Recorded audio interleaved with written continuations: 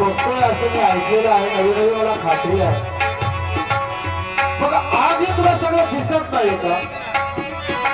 तू अशा कोणत्या महत्वाच्या कामात अटकलास तुम्ही काही येऊ शकत नाही?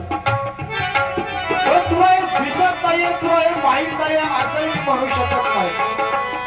तुला सगळं दिसतंय, तुला जाणताय सगळं. मग त्या द्वारकेत तू नेमका का अटकलास? तू तो शब्द दिलाय ना, अनन्याश्चित्त यंतुमा